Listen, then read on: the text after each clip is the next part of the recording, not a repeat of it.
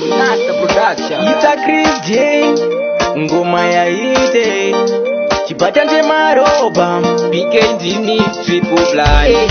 takakura chitambura upenyu hwekuyavura vamwe vacho kugara chititaura PK terera nziyo toshaura vanoda kuti tigare tiro vachishuvira zvinhu zvedu zvisaizepo gore rino isu hatizipo nengoma isusu katochinja makiya Mahosi tasangana dzemudanga rinorwa unoona nemavanga. Chris J achidhonza maroves PK chabva chapedza masports.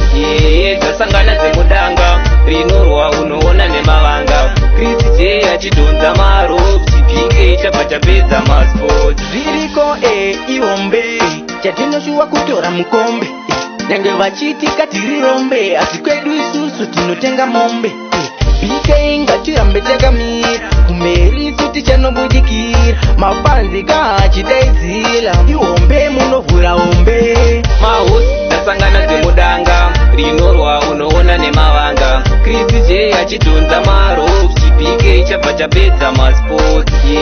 Tasangana dzemudanga rinorwa unoona nemavanga. Chris J achidhonza maroves PK chabva chapedza masports.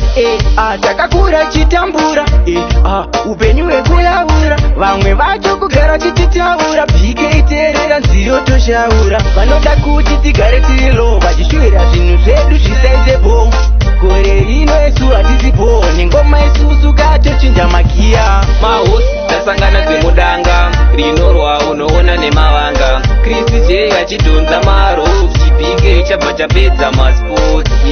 Tasangana dzemudanga rinorwa unoona nemavanga. Chris J achidhonza maroves PK chabva chapedza masports. zviriko ihombe chatinoshuwa kutora mukombe nyange vachitika tirirombe asi kwedu isusu tinotenga mombe PK ngatirambe takamira kumberi isu tichanobudikira mapanzi kachidaidzira ihombe munovhura hombe Mahosi tasangana dzemudanga rinorwa unoona nemavanga. Chris J achidhonza maroves PK chabva chapedza masports. Tasangana dzemudanga rinorwa unoona nemavanga. Chris J achidhonza maroves PK chabva chapedza masports.